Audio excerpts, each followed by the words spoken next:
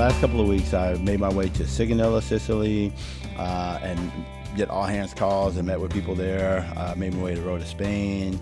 I had the opportunity to go to Agents Ashore in Poland. Had a blast out there at a base that is almost kind of, we would almost call a pre-commissioning state.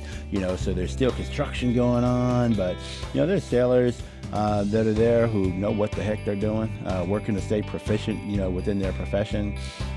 They have a leadership structure there, a triad, COs, XOs, CMCs, and people who are, motivating and leading visionaries. I did recently see that in the Stars and Stripes that they were doing that, creating a new base over in Poland. So that's super exciing. It is. It's another opportunity to stay overseas for us, Well, I tell you, as we consider the words of our Secretary of Defense, it's crucial that we are lethal.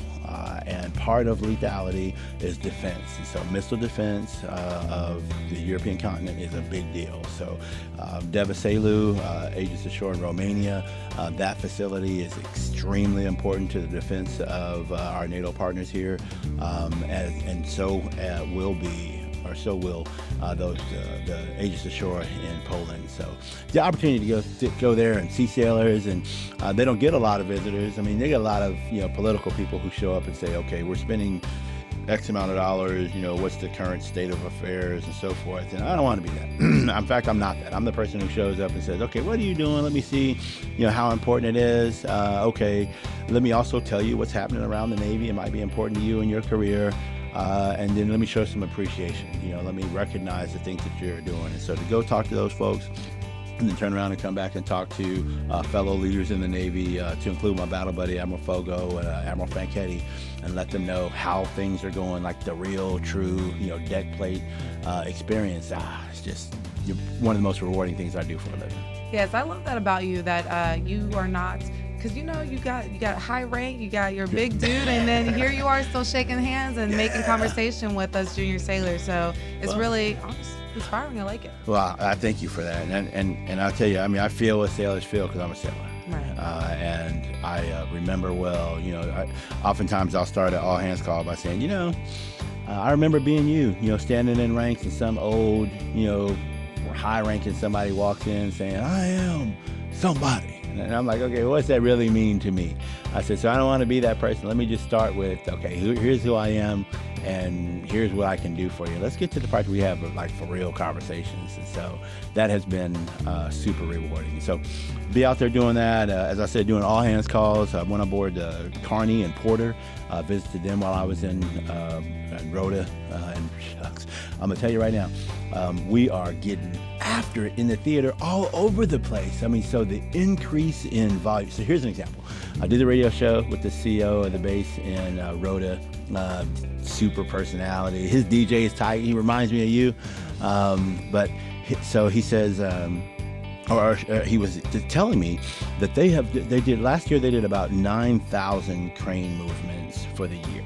And that's a ton, pun intended. So they did a lot of crane movements, 9,000. In July, that was 2017. In July of this year, they did 3,000 moves. So they're pacing. Yeah, thank you. They're pacing for a very, very high number of crane movements. But that talks about the high level of traffic that's going on. And there's just a change in the culture. No longer is this the wine and cheese fleet where you come over and you hit all these liberty spots and, so on and so forth. There's still some liberty, not a lot, but there's still some liberty. But the fact that we are getting after it in the high north because of subsurface activity, because, missile defense. Right, and I do remember you telling me that those are the ships that deploy the most in our Navy. That's right. So all those guided missile destroyers that come out of Rota are the most underway ships in the Navy, and with rightfully so. But they're not just underway spectating. They're underway putting warhead to forehead in a big way. So April of 17, 59 Tomahawks right into Syria. April of this year, once again, just giving the gas. And then But it's not just that, right? So ships are going into the Black Sea, and it's a contested area, So there's other countries out there, namely Russia, who is underway in just in a bad way, and we're having interactions with them. They got jets, buzzing a destroyer. Really? What? A jet is going to buzz one of our destroyers within 105 feet? Come on. Right. So there's tons of things happening, and whether you're ashore or whether you're at sea, if you're over here, you're part of America's lethality, and that's a big deal. I was actually in Sigonella when the list came out. And so their Command Master Chief, Nancy Estrada, was putting out, notifying, the sailors that there's something called National Night Out. And so they invite all of, and this happens around Europe, but I don't know if it's a brainchild of Admiral Williamson or where it comes from, but somebody decided that all the bases would have National Night Out. So the local nationals were able to come on board the bases, and we've got the Cavalieri, we've got local police, we've got firefighters, we talk about house safety, fire safety, summer safety, so forth. So Nancy Estrada was reaching out and calling those selected and talking to their families, and it was just so exciting just to be there. And I had the opportunity to meet two chief selects, is what we call them, or selectees, they're also known as, there at that event, and it was extremely rewarding. So left there, went to Rota, did the all hands calls, visited ships and so forth, and ran with the Chiefs. They did I think it was probably a 2 or 3 mile run the first day. So we're out there running, calling cadence, and it was a blast. And after that, I had the opportunity to go to Washington, D.C., and I did a monument run just last week, Friday, which was about 4 miles, maybe a little bit more. Started at the Capitol building, went to the Naval Memorial, went to the White House, and PT'd right there at 1600 Pennsylvania Avenue in front of the White House. Super duper cool. Took photos, of course. Down to the Washington Monument, the World War II Monument, Martin Luther King Monument. First time I ever ran with the Chief Selects there. And we walked that monument and took photos and had some conversation about challenges that were going on in our nation during the Civil Rights era. And even now, some that we're still kind of muscling our way through, as we discussed offline.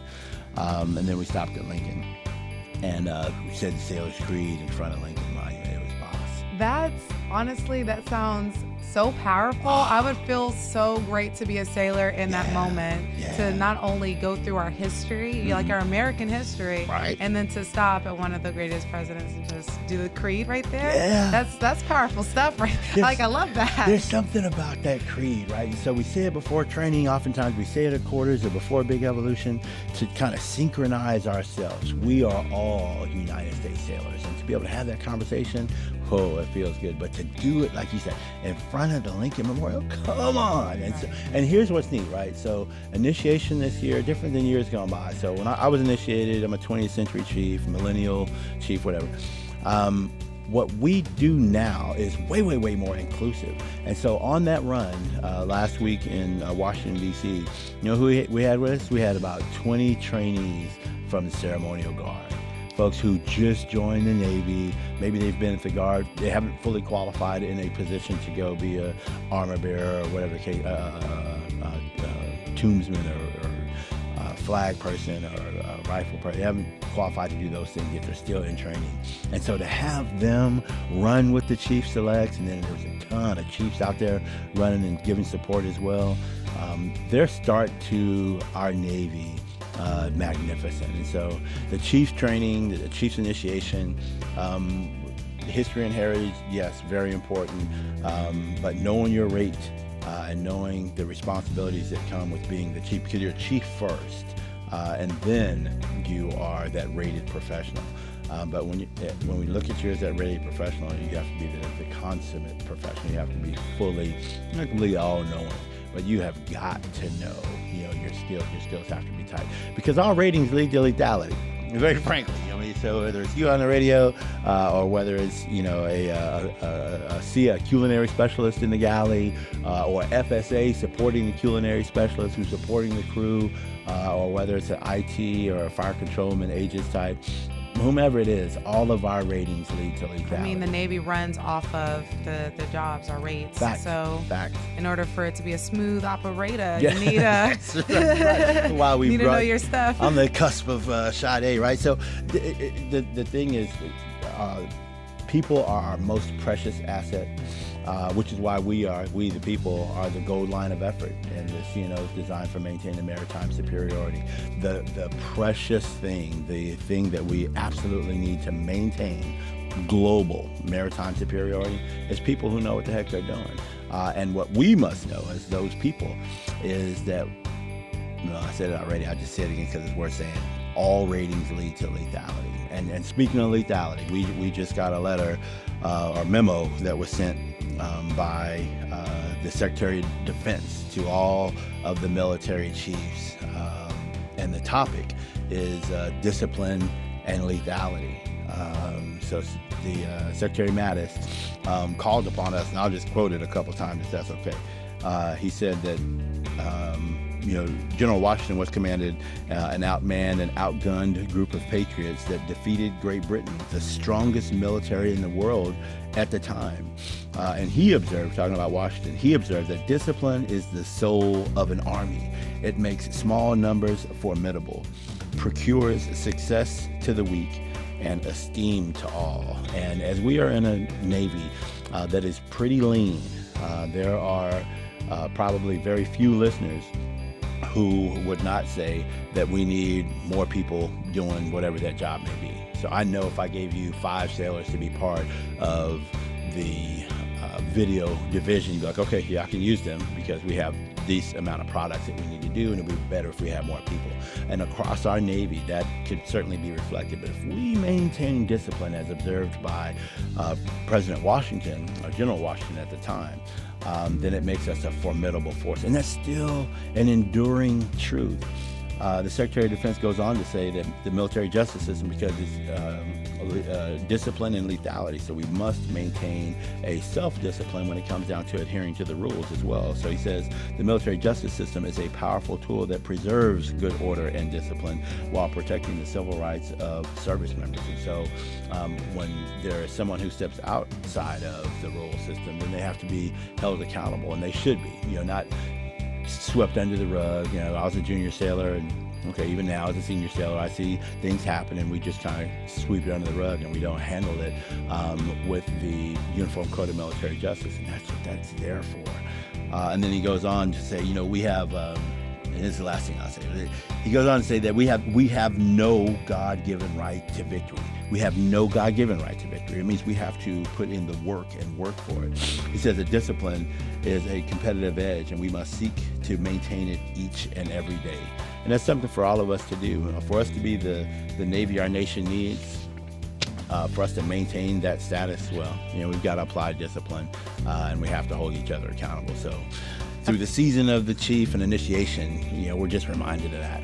Right, especially I feel as though I've had good leadership. I've had some excellent LPOs that really led me, and as I moved on into my career, it's helped mold me in what I expect from a leader. Those are the same. What I expect from a leader is the same way I present myself when it comes to leading others. So I feel like a lot of that is your leadership, and it's not just your chief. It goes down to your first classes and even your second classes that are the work center soups. Because I had such a great example with leadership. I feel molded, and I'm ready to keep going and continue that until I reach a certain level. Like, man, I got it. I know what I'm doing. I know how to lead people. And you know what? Y'all can still talk to me. So it's one of those things. You really got to take it upon yourself and adhere to those rules. And it does go back to knowing your stuff, because the more you know, the more policy you know, the more rates that you know, that will make you a better and effective leader as well. Right. What I can hear in your voice and see in your expression is that you had leadership that cared about you. Yes, I did. Not everybody gets that, but yes, I did. And level of care is absolutely humongous. People really don't care how much you know until they know how much you care. And so, as a leader, especially in our Navy, we are a family of friends. And so we develop relationships based on level of care. We impact and influence hearts and minds in such a way that we can turn our Navy towards that lethal fighting force that the nation and the world, very frankly, relies on us to be. drink to the foam, man. It's in our Yeah. it's in one of the To the runs, man. foam. Drink to the foam. Okay, that's how I'm gonna start this right now. Drink to the foam. That's funny. So for those who may be listening who are not familiar with the Navy service song, that is a line in the song, not anything else. But it's a party song written at a bar, by the way. And Sailor's reputations. It's a good one. In days, it is. We still sing it. And Sailor's reputations from those days. You're right. That we had historically a reputation for being drinkers. Right. And there's nothing wrong with having an adult beverage. It's still legal.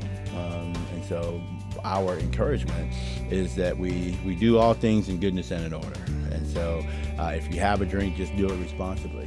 Right. But you're right. So the Navy's got a push, actually going out of our way to do a survey, an anonymous survey that asks, what do you think about our anti-drug, responsible drinking campaigns?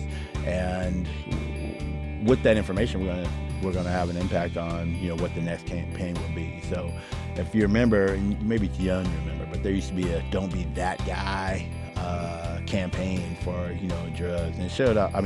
Drinking, alcohol abuse, and I thought it was kind of whack. I mean, it was popular at the time, Right. and that was like the thing. Don't be that guy. Well, I think a part of that, and maybe why you still drink to the foam could be a thing, is it is a sacrifice to serve. So when you are moving to a new place or you're always having to transition, it can be hard. And some people do use that as a scapegoat or, Right. A way to ease that pain or Right. to get through a situation. So that's where I feel like the survey is good, so that it gives y'all an opportunity, the higher ups, I'm talking about the big Pentagon over there, but it gives them an opportunity to see inside their enlisted, see what's going on. I feel like this survey is very important. Yes. Like our previous surveys have been, we've seen changes with those surveys. So Sure.